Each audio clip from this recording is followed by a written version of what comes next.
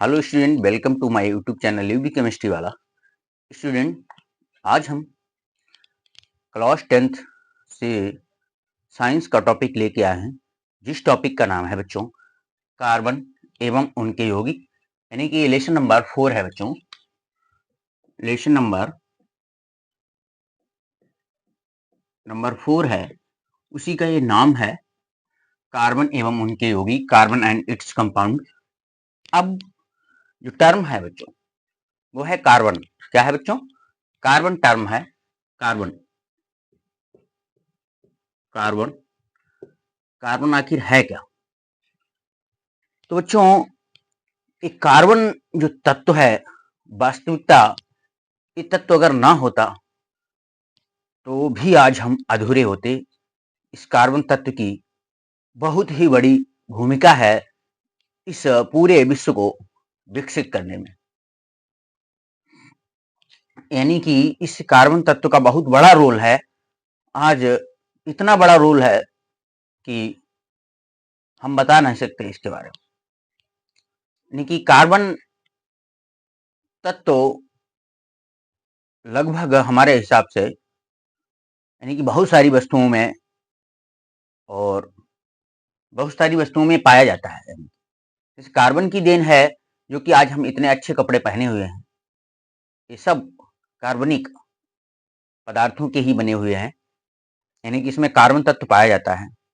Carbon की ही then है जो कि दुनिया की, यानी कि बहुत सी वस्तुएं बनी हुई हैं। यानी कि मान लीजिए जो भी वायर बनाते हैं हम मेटल के, उनके ऊपर जो भी जो लेयर चढ़ी होती है वो कार्बनिक तत्वों की चढ़ी होती है। रबड़ कार्बनिक तत्व है, ठीक है। यानी कि हमारी बॉडी जो बनी है वो भी एक तरीके से कार्बन की बनी है। यानी कि प्रोटीन की हमारी बॉडी जो बनी होती है, प्रोटीन में कार्बन पाया जाता है। प्रोटीन में कार्बन पाया जाता है। हम जो चीज खाते हैं, अनाज वगैरह, इसमें भी कार्बन पाया जाता है, ठीक है। तो यानी कि जो आजकल जितनी भी गाड़ियां चल रही हैं जिनमें ईंधन पड़ता है, ईंधन पड़ता है, ईंधन जानते हो, यानी कि पेट्रोल, डीजल, गैसें, ये सभी क्या है? कार्बनिक तत्व हैं, कार्बनिक यौगिक हैं। यानी कि कार्बनिक तत्वों से मिलकर, कार्बन से मिलकर बने हैं और ये सभी कार्बनिक यौगिक हैं। तो क्या आप बगैर कपड़े रह सकते थे क्या? यानी कि जो लाइनें बिछाई जा रही हैं इनमें अगर घर में वायरिंग होती है, एक मिनट बच्चे,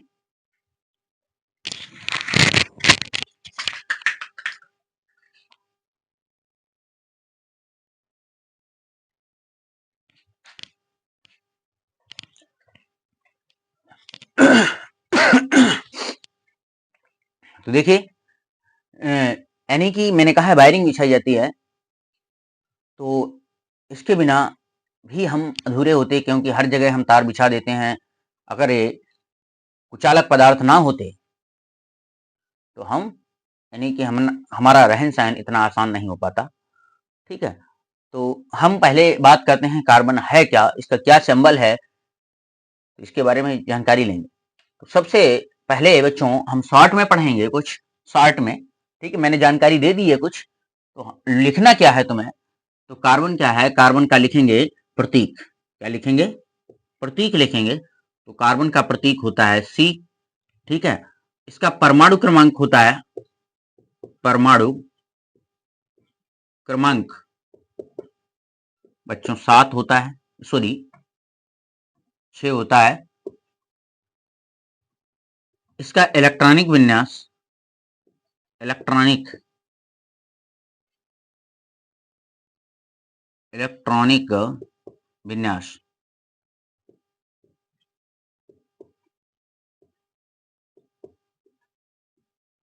इलेक्ट्रॉनिक विन्यास क्या होता है बच्चों? 2, 4 होता है। तो ये पहली कक्षा K है और ये दूसरी कक्षा L है। क्या है? दूसरी कक्षा। ये दूसरी कक्षा है, ये पहली कक्षा है, ठीक है, नंबर द्वारा, और हमने इसके सिंबल द्वारा भी प्रदर्शित कर दिया। दूसरी कक्षा L है और दूसरी कक्षा ही क्या है बच्चों? ये लास्ट हमारी अंतिम कक्षा है। दूसरी कक्षा ही क्या है? अंतिम कक्षा। अंतिम कक्षा, या इसे हम वैलेंसी सेल भी कहते हैं अंग्रेजी में, वैलेंसी सेल, वैलेंसी सेल भी कहते हैं, वैलेंसी सेल भी कहते हैं, यानी कि अंतिम कक्षा या वैलेंसी सेल।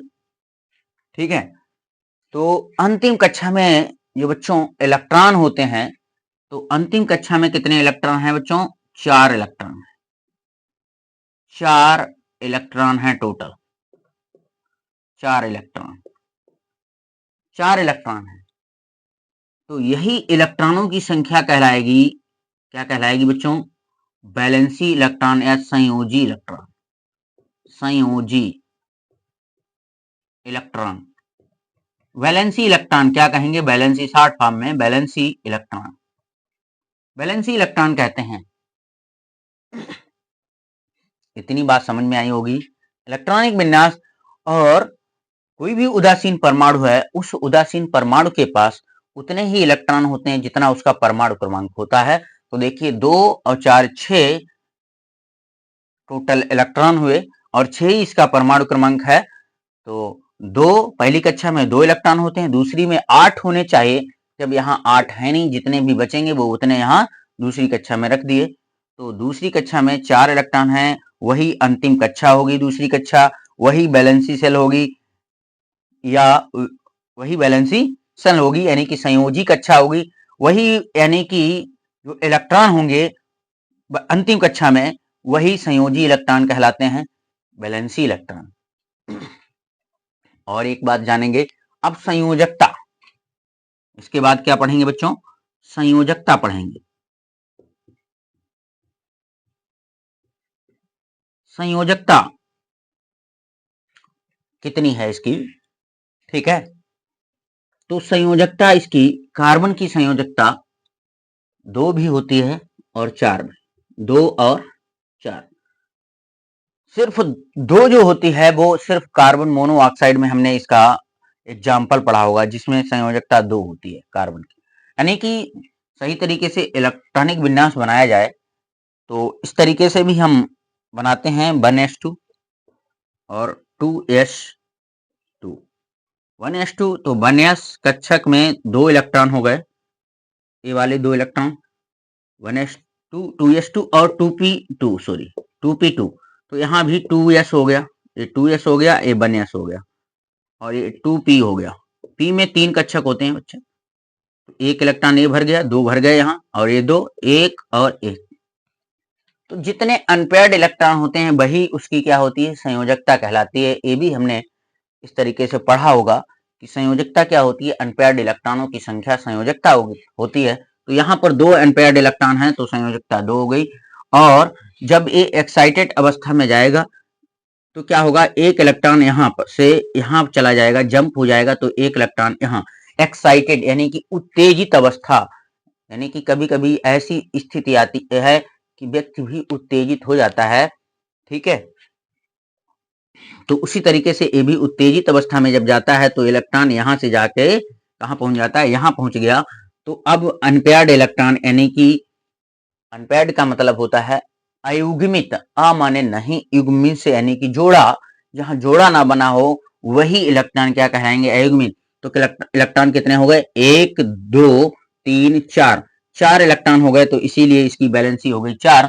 तो हम ज्यादातर याद करेंगे किसकी कितनी संयोजकता होती है? कार्बन की 4 पढ़ेंगे, मैन यानी कि 4 पढ़ेंगे, ये मुख्य है।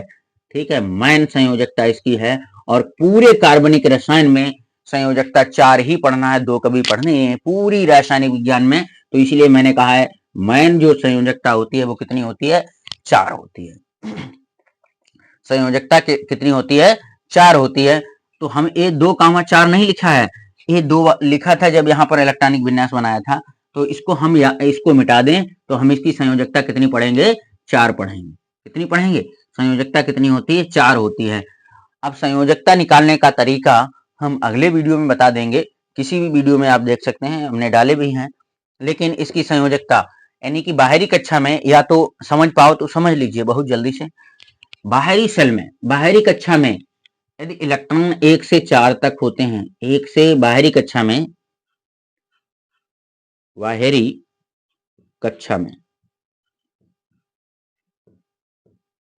1 से 4, 1 से 4 तक इलेक्ट्रॉन होते हैं,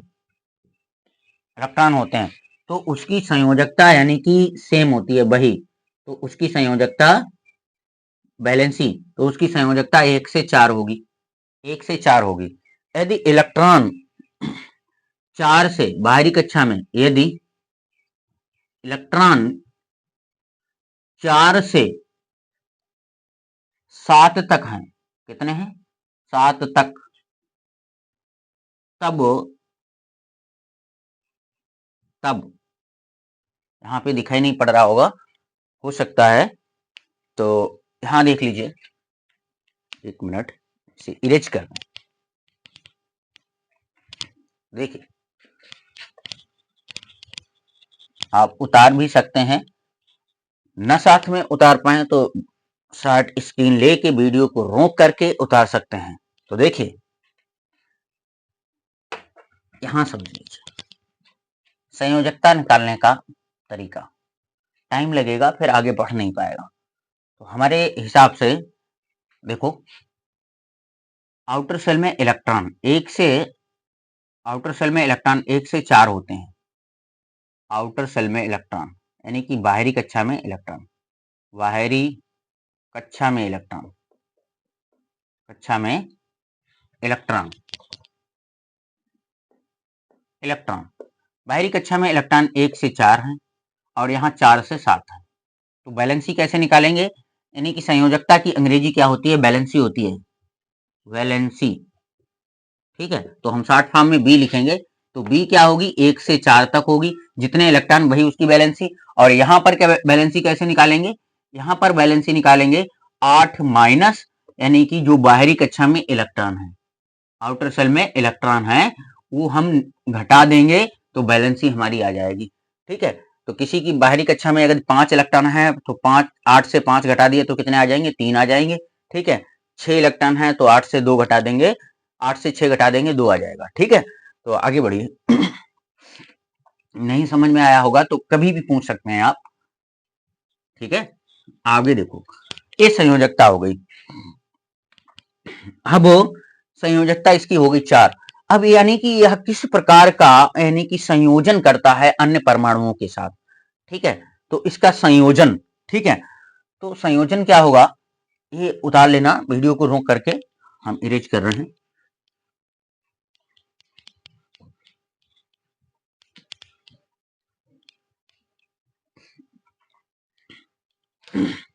देखिए, यानी कि संयोजी आबंध कैसा बनाता है, कार्बन किस प्रकार का संयोजी आबंध बनाता है अन्य परमाणुओं के साथ। तो संयोजी बंधन, संयोजी, संयोजी आबंधन, आबंधन, तो यानी कि यह किस प्रकार की साझेदारी करता है अन्य परमाणुओं के साथ, किस प्रकार का आबंध बनाता है, तो यह सहसंयोजी आबंध बनाता है। सह सहयोजी, सहसंयोजी, सहसंयोजी आबंध बनाता है। आबंध का मतलब बंध, वही एक ही बात है। सहसंयोजी आबंध बनाता है, सहसंयोजी। अब तुम्हारे माइंड में बात चल रही होगी कि सहसंयोजी आबंध होता क्या है, सहसंयोजी आबंध क्या होता है। तो देखिए बच्चों, यहां से वर्ड निकल रहा है, सह मीन्स सहायता, यानी कि सहायता, सहायता, और संयोजी मीन्स यानी कि संयोग से। ठीक है, यानी कि दो परमाणुओं के इलेक्ट्रॉनों की साझेदारी से जो बंध बनता है उसे हम सहसंयोजी बंध कहते हैं। तो इसकी डिफिनीशन लिख सकते हैं हम,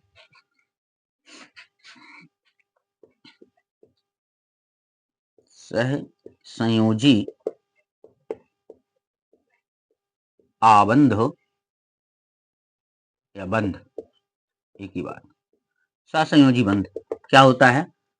वह बंध, बंध जो जो दो परमाणुओं के बीच वह बंध जो दो परमाणुओं के बीच इलेक्ट्रॉनों की साझेदारी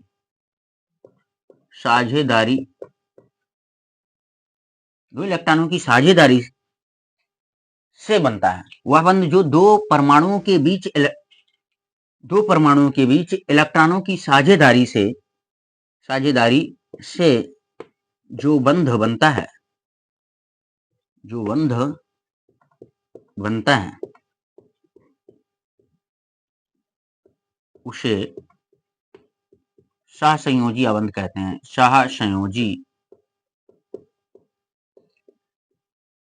सहसंयोजी आबंध कहते हैं। आबंध कहते हैं। जैसे यहां पर मान लीजिए कि कार्बन क्लोरीन है। क्लोरीन का एक परमाणु ए है और एक परमाणु ए है, ठीक है। तो सहसंयोजी बंध यानी कि कौन से इलेक्ट्रॉन यानी कि बंध बनाने में सहायक होते हैं?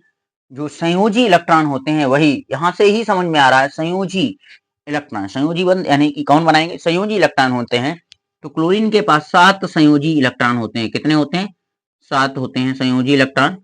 7 इलेक्ट्रॉन हो गए संयोजी।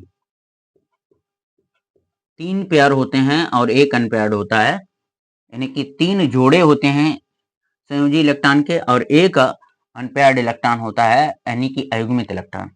तो यानी कि ये साझेदारी से जो बंध बना है, इसी बंध को हम क्या कहेंगे? सहसंयोजी। यानी कि जो लाइन और एक लीनियर रेखा, यानी कि सरल रेखा के रूप में अगर कहीं बंध दिखाई पड़ रहा है तो वो सहसंयोजी बंध होगा। सहसंयोजी बंध। और एक बंध बनाने के लिए सिर्फ 2 इलेक्ट्रॉनों की आवश्यकता पड़ती है। कितने? 2 इलेक्ट्रॉनों की। इससे ज्यादा एक बंध बनाने के लिए कहीं 3 और 4 इलेक्ट्रॉनों की आवश्यकता नहीं पड़ती है। कितने? 2 इलेक्ट्रॉनों की एक बंध बनाने के लिए आवश्यकता पड़ती है। उम्मीद है आप लोगों को समझ में आया होगा। फिर हम दोबारा रिपीट कर रहा हूं। वह बंध जो दो परमाणुओं के बीच इलेक्ट्रॉन की साझेदारी से, यानी कि जो बंध इलेक्ट्रॉन की साझेदारी से बनता है, उसे हम सहसंयोजी आबंध कहते हैं। उम्मीद है आप लोगों को समझ में आ रहा होगा, ठीक है। तो इसके आगे और हम पढ़ रहे हैं, तो यहां बंध तक समझ में आ रहा है, ठीक है। तो इसको हम मिटा रहे हैं। आप वीडियो को रोककर या शार्ट स्क्रीन लेके लिख सकते हैं, पूरा नोट्स बना सकते हैं।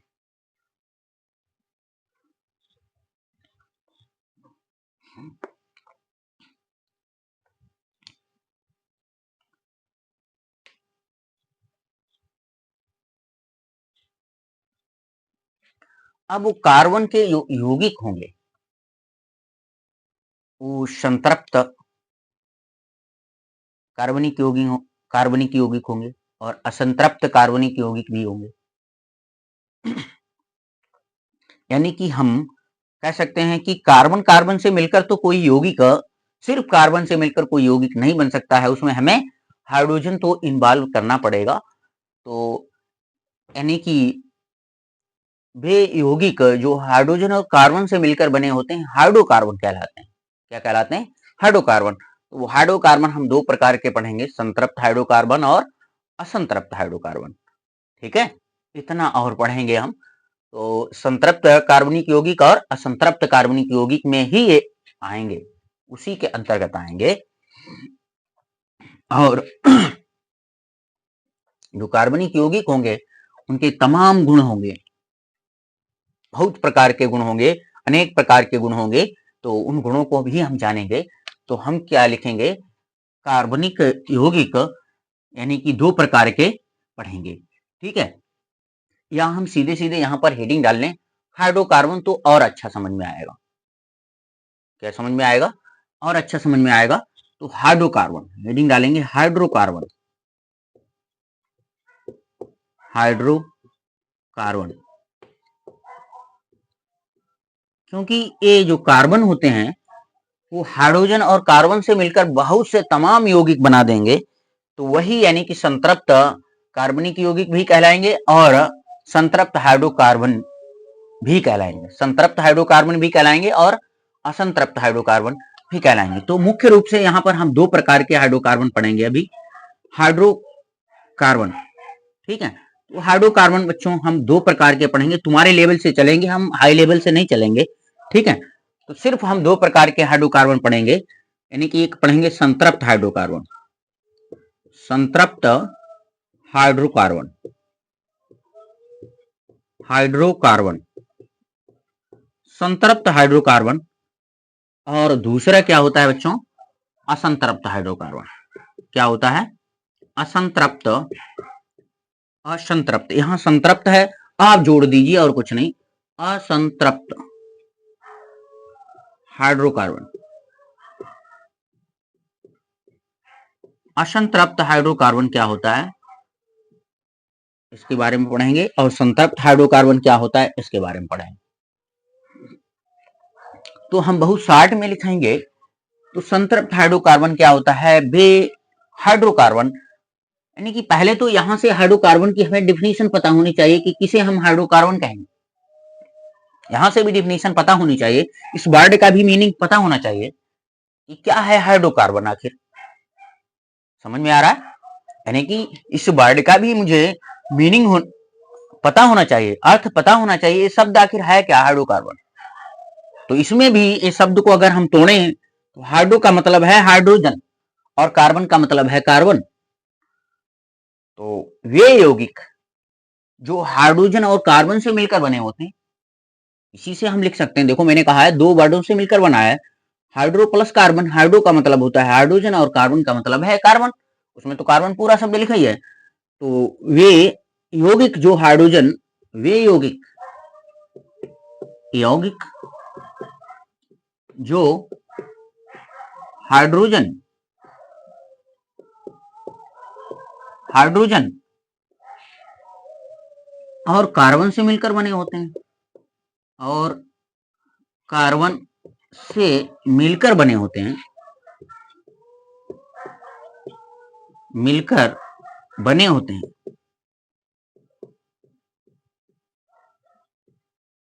हाइड्रोकार्बन कहलाते हैं, हाइड्रोकार्बन कहलाते हैं।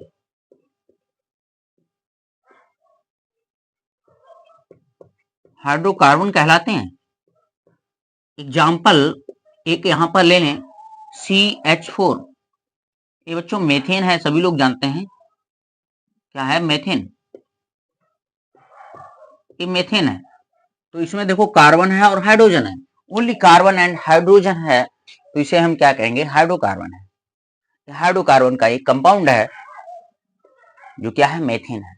और भी ले सकते हैं जैसे कि C2H6, ये बच्चों एथेन है, क्या है, एथेन।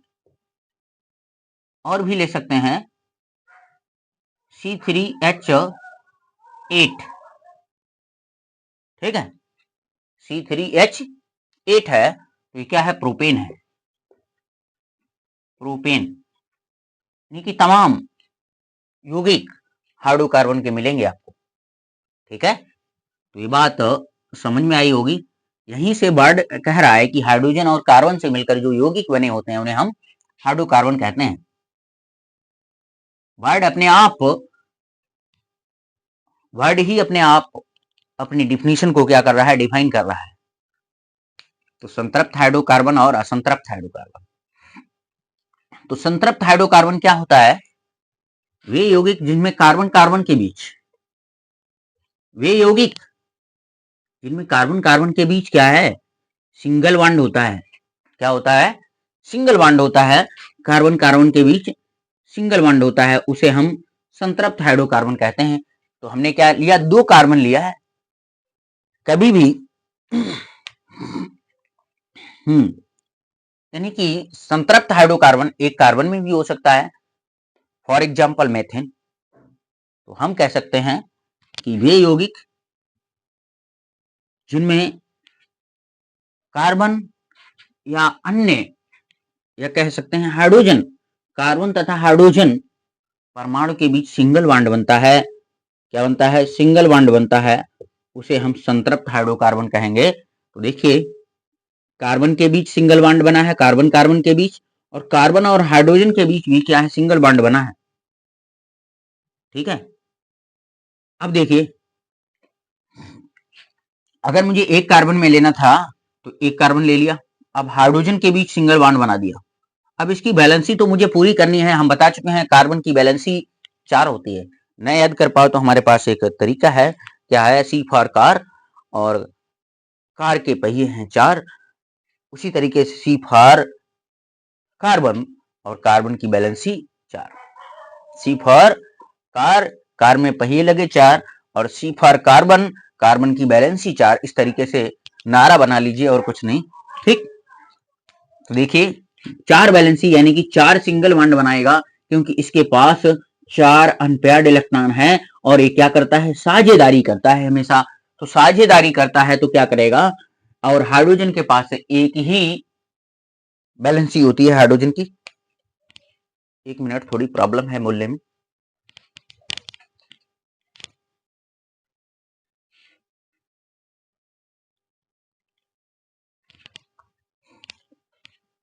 देखिए बच्चों, तो हाइड्रोजन के पास एक ही इलेक्ट्रॉन होता है साझेदारी करने के लिए, तो इसीलिए इसको कितने हाइड्रोजन चाहिए? 4 हाइड्रोजन चाहिए। कितने चाहिए? 4 हाइड्रोजन चाहिए। तो ये 4 सिंगल बॉन्ड बना रहा है। तो वे हाइड्रोकार्बन जिनमें कार्बन या हाइड्रोजन के बीच सिंगल बॉन्ड होता है, उन्हें हम संतृप्त हाइड्रोकार्बन कहते हैं। तो ये डेफिनेशन लिख सकते हैं। क्या लिखेंगे इसकी डेफिनेशन? यहां हेडिंग डाल लें, संतृप्त हाइड्रोकार्बन, सैचुरेटेड हाइड्रोकार्बन, संतृप्त हाइड्रोकार्बन। संतृप्त हाइड्रोकार्बन क्या होते हैं? संतृप्त हाइड्रोकार्बन यानी कि वे हाइड्रोकार्बन, हाइड्रोकार्बन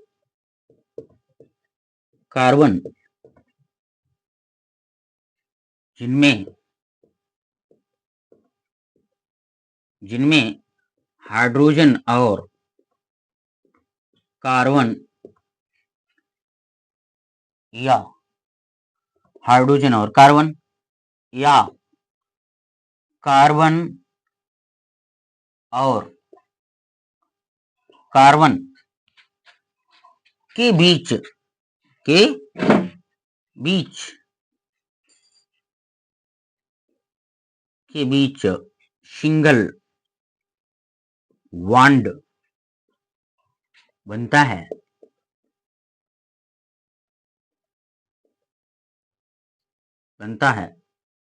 संतृप्त हाइड्रोकार्बन कहलाते हैं। संतृप्त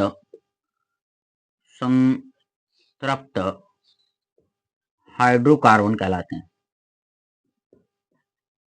संतृप्त हाइड्रोकार्बन कहलाते हैं। संतृप्त हाइड्रोकार्बन कहलाते हैं। अब देखिए, फॉर एग्जाम्पल अभी हम दे चुके हैं, जैसे कि हमने कार्बन लिया, एक कार्बन में ही संतृप्त हाइड्रोकार्बन हो सकता है, और लेकिन असंतृप्त हाइड्रोकार्बन जो होता है वो एक कार्बन में कभी नहीं मिलेगा। तो C single bond H, valency 4 दिखाएंगे, 4 यानी कि बॉन्ड बनाएगा, तो इसका नाम है मेथेन। तो कार्बन और हाइड्रोजन के बीच सिंगल बॉन्ड बना है कि नहीं बच्चों? दूसरा एग्जाम्पल, पहला एग्जाम्पल, दूसरा कंपाउंड ले लीजिए कि कार्बन और कार्बन के बीच सिंगल बॉन्ड दिखा दिया।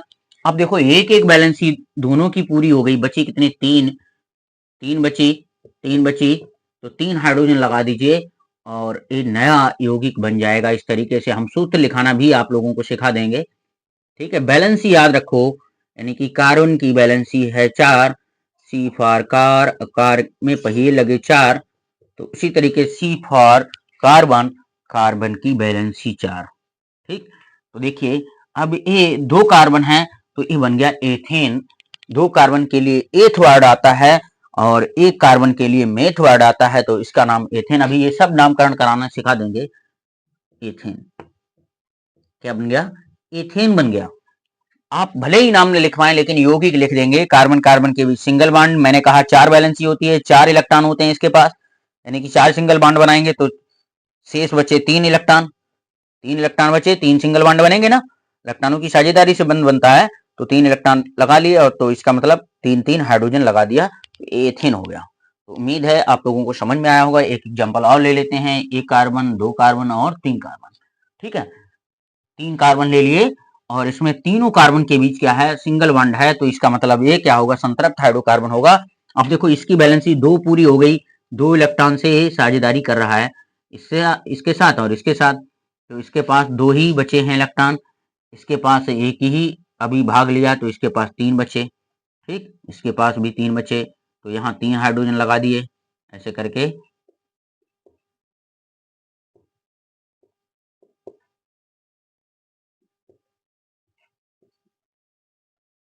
ये 3 हाइड्रोजन लग गए, तो इसका नाम हो जाएगा प्रोपेन। ये लिखा है। सो C3H8, चाहे काउंट कर लीजिए, देखो C3 हो गया, H8 1 2 3 4 5 6 7 8, 8 हाइड्रोजन हो गए। एथेन में 6 हाइड्रोजन होंगे, 1 2 3 4 5 6, तो इस ठीक है, तो ये हो गया प्रोपेन। क्या हो गया? प्रोपेन हो गया। उतार लीजिए, इसके बाद क्लीन करते हैं हम और आगे बढ़ते हैं। ठीक है, वीडियो को रोक करके लिख लीजिएगा। तो अभी और भी इसके बारे में लिखना है मुझे, संतृप्त हाइड्रोकार्बन। अब देखिए, तो संतृप्त हाइड्रोकार्बन का सामान्य नाम क्या होता है? सामान्य नाम इसके नीचे लिखेंगे, सामान्य नाम। सामान्य नाम एल्केन होता है। क्या होता है? एल्केन। यानी कि एल्केन का मतलब क्या है? यानी कि एल्केन 2 वर्डों से मिलकर बना है। एल्केन कौन कौन से? Elk plus N. एल्क का मतलब है कार्बन की संख्या और एन का मतलब है अनुलग्न। सिंगल बॉन्ड के लिए एन आता है। सिंगल बॉन्ड के लिए जो सफिक्स है हमारा वो एन होता है, और एल्क यानी कि कार्बन की संख्या का सामान्य नाम। ठीक है, तो आगे बढ़िए।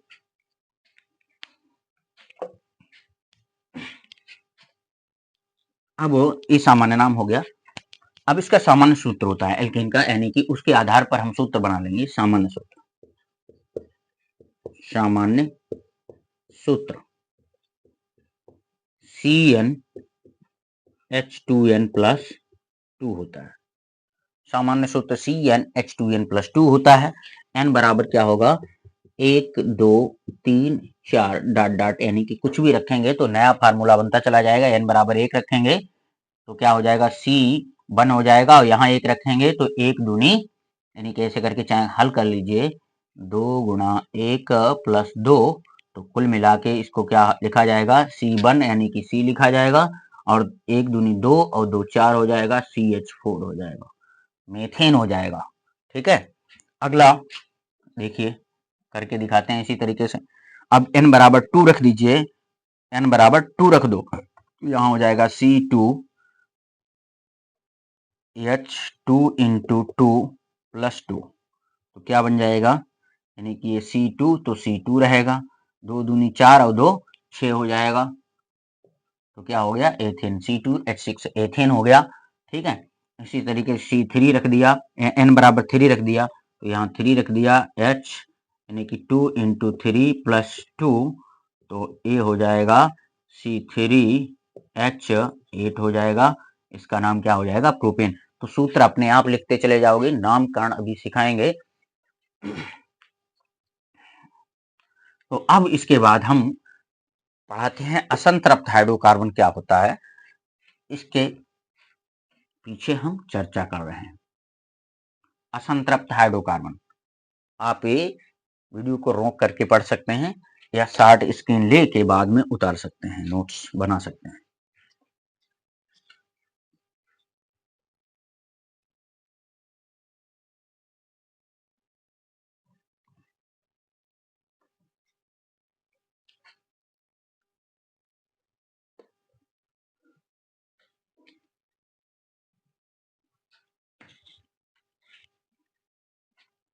अब बारी आई असंतृप्त hydrocarbon, unsaturated hydrocarbon, असंतृप्त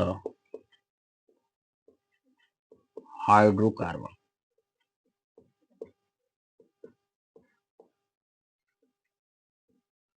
unsaturated hydrocarbon, unsaturated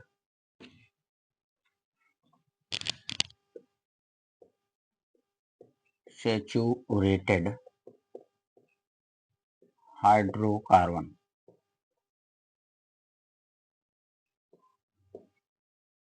hydrocarbon क्या होता है? अनसैचुरेटेड हाइड्रोकार्बन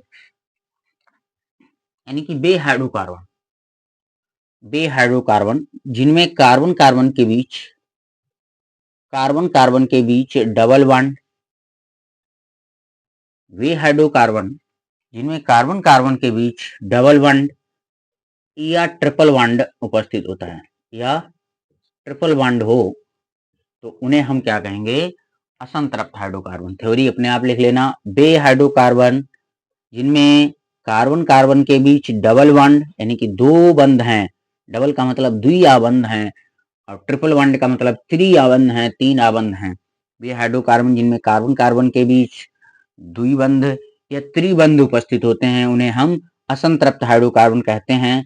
तो देखिए इनकी दो दो बैलेंस ई संतुष्ट हो गई, तो बची कितनी? दो दो, तो दो हाइड्रोजन लग जाएंगे। इधर भी दो बची है तो दो हाइड्रोजन लग जाएंगे। ठीक है, इसकी तीन तीन संतुष्ट हो गई है, तीन तीन इलेक्ट्रॉनों ने क्या है? बंध बना लिया है। तो कितनी बची है? एक बची है, तो एक हाइड्रोजन लग जाएगा इधर, एक हाइड्रोजन इधर लग गया। चाहे बॉन्ड बनाओ या न बनाओ, चाहे बॉन्ड लगा के लिखिए, चाहे बॉन्ड लगा के न लिखिए। ठीक है, तो असंतृप्त हाइड्रोकार्बन जो हमारे होते हैं वो दो प्रकार के होते हैं। कितने कैटेगरी के होते हैं? दो प्रकार के होते हैं। एक होता है सामान्य नाम के आधार पर एक एल्कीन होता है असंतृप्त हाइड्रोकार्बन, और एक एल्काइन। एल्कीन नंबर एक एल्कीन और नंबर दो एल्काइन। एल्कीन और एल्काइन किसके आधार पर? बंध के आधार पर नामकरण इनका किया गया है। दो प्रकार के होते हैं एल्कीन और एल्काइन। तो क्या एल्कीन क्या है?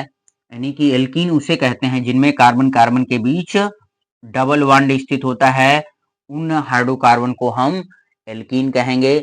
और जिन कार्बन वे असंतृप्त हाइड्रोकार्बन जिनमें कार्बन कार्बन के बीच ट्रिपल बॉन्ड बनता है, उन्हें हम एल्काइन कहते हैं। क्या कहते हैं? एल्काइन कहते हैं। वे असंतृप्त हाइड्रोकार्बन जिनमें कार्बन कार्बन के बीच डबल बॉन्ड स्थित होता है, उन्हें हम एल्कीन कहते हैं। दो बैलेंसीय दूरी है तो दो हाइड्रोजन लगा दो। यहाँ एग्जाम्पल हो गया एल्कीन का, यहाँ एक H लगा दिया, एक बैलेंसीय दूरी है, तो एल्काइन का एग्जाम्पल हो गया। क्या हो गया? एल्काइन का एग्जाम्पल भी लिख गया, और डिफिनीशन भी मैंने बोल दी है। लिख सकते हो कि वे असंतृप्त हाइड्रोकार्बन जिनमें कार्बन कार्बन के बीच द्विबंध उपस्थित होता है या द्विबंध बनता है, उन्हें हम एल्कीन कहते हैं। एल्काइन किन्हें कहते हैं? वे असंतृप्त हाइड्रोकार्बन जिनमें कार्बन कार्बन के बीच ट्रिपल बॉन्ड बनता है या त्रिआबंध बनता है, उसे हम एल्काइन कहते हैं। तो इनका सामान्य सूत्र एल्कीन यानी कि सामान्य सूत्र एल्कीन ही होता है, और इनका सामान्य नाम एल्कीन होता है, इनका सामान्य नाम एल्काइन होता है। ऐसे कंपाउंडों का एल्काइन और इनका एल्कीन। तो सामान्य सूत्र क्या होता है? सामान्य सूत्र, अब देखिए एक बंध बनाने में कितने इलेक्ट्रॉनों की जरूरत पड़ी? दो इलेक्ट्रॉनों की। तो दो इलेक्ट्रॉनों की जरूरत पड़ी है तो दो हाइड्रोजन क्या हो गए? कम हो जाएंगे। तो इसी तरीके से जैसे कि हमने संतृप्त हाइड्रोकार्बन का फार्मूला लिखा था, उसी तरीके से इसका भी लिख देंगे। क्या हो जाएगा? यानी कि CN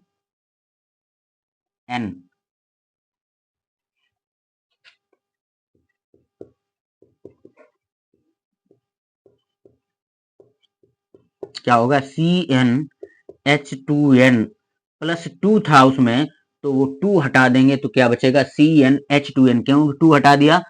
एक बंध बनाने के लिए दो इलेक्ट्रॉन यानी कि दो हाइड्रोजन कम करना है, तो दो हाइड्रोजन कम कर दिए तो CnH2n होता है। और इसका सामान्य सूत्र एल्काइन का सामान्य सूत्र होता है Cn, अब इसमें 2 और घटाना है, CnH2n -2 कर देंगे तभी तो 2 घटेंगे, तो इसका सामान्य सूत्र ये होता है। अब देखिए, अब n बराबर यहाँ 1 नहीं होगा, यहाँ 2 से स्टार्ट होगा, मैंने कहा है, यानी कि असंतृप्त हाइड्रोकार्बन में n बराबर, असंतृप्त हाइड्रोकार्बन होगा उसमें कम से कम 2 कार्बन होने चाहिए, कार्बन का नहीं हो सकता है, तो n बराबर 2 3 4 ... यहाँ भी n बराबर 2 3 4 ... तो 2 रख दीजिए यहाँ, तो क्या बन जाएगा, C2 हो जाएगा, और यहाँ 2 रखेंगे तो 2 दूनी 4 हो जाएगा, CH4 हो गया। तो एथ है, 2 कार्बन है तो एथीन, यानी कि एथ है एल्क नेम, और ईन वर्ड आना चाहिए, लास्ट का ये सफिक्स है ईन, ठीक है, इसमें अनुलग्न क्या है, ईन है, तो एथीन, एथ प्लस ईन, ईन डबल बॉन्ड के लिए है, बॉन्ड नेम है ईन, ठीक है, एल्कीन में बॉन्ड नेम ईन है और एल्काइन में बॉन्ड नेम आइन है, आइन, तो एथीन, एथ प्लस ईन, तो क्या हो जाएगा, एथीन हो जाएगा, एथीन हो जाएगा। और यहाँ पर इसी तरीके से 2 रख दीजिए, तो क्या हो जाएगा, C2, 2 रखेंगे 2 दूनी 4, 4 से 2 जाएंगे तो 2 बचेंगे, C2H2, तो एथाइन, एथ 2 कार्बन के लिए और प्लस आइन जोड़ दो तो क्या हो जाएगा, एथाइन हो जाएगा, एथाइन, एथाइन हो जाएगा, ठीक है, ये समझ में आ रहा होगा। आगे और भी एग्जांपल ले सकते हैं हम, यहाँ पर देखिए, अब 3 लिख दें, क्या लिख दें, 3 लिख दें, n बराबर 3 रख दें, तो n बराबर 3 रखेंगे तो C3 हो जाएगा, और 3 यहाँ रखेंगे तो 3 दूनी 6, गुणा में लिखा है तो H6 हो जाएगा। तो इसका क्या नाम हो जाएगा, प्रोप, 3 कार्बन के लिए आता है प्रोप, और प्लस डबल बॉन्ड के लिए क्या आता है, ईन, तो ईन जोड़ दो तो इसे मिला के क्या हो जाएगा, प्रोपीन, प्रोप प्लस ईन, ठीक है, ई की मात्रा लग जाएगी, यहाँ प्रोपीन हो गया। इसी तरीके से यहाँ भी 3 रखोगे तो C3H कितना हो जाएगा, 3 रखोगे 3 दूनी 6, 6 से 2 गया, 6 से 2 गया 4, 3 दूनी 6, 6 से 2 गया 4, तो ये हो जाएगा प्रोप प्लस आइन, प्रोप प्लस आइन, तो इसका नाम हो जाएगा प्रोपाइन, ठीक है। स्ट्रक्चर बनाना चाहो तो इनके संरचना सूत्र भी बन सकते हैं एथाइन, जैसे कि प्रोपाइन का बनाना है तो 3 कार्बन ले लिए हमने और तीनों के बीच क्या बना दिया, पहले हमने सिंगल बॉन्ड बना दिया, अब किन्हीं 2 कार्बन के बीच डबल बॉन्ड बना दीजिए। अब बैलेंसी इसकी कितनी संतुष्ट हो गई, इसकी 3 संतुष्ट हो गई, 1 2 3, ठीक है, यहाँ सिर्फ एक ही H की जरूरत पड़ेगी, यहाँ एक H लगा दिया, यहाँ 2 वैलेंसी संतुष्ट हो गई तो 2 हाइड्रोजन लगाने हैं क्योंकि कार्बन की वैलेंसी 4 होती है। यहाँ अब देखो 3 H लगाने हैं, कितने, एक ही वैलेंसी संतुष्ट हुई थी, तो देखो सूत्र C3H कितना हो गया, H6 हो गया, 3 और 1 4 और 2 6। अगर हमें प्रोपाइन का बनाना है तो 3 कार्बन लिए और किन्हीं 2 कार्बन के बीच ट्रिपल बॉन्ड, तो इसके बीच लगा दो चाहे इसके बीच, नाम एक ही होगा। तो इसका देखिए, इसकी बैलेंसी 3 संतुष्ट हो गई, कितनी हो गई, 3 हो गई इसकी, और इसकी चारों संतुष्ट हो गई, 1 2 3 4, ठीक है, तो यहाँ फिर एक ही हाइड्रोजन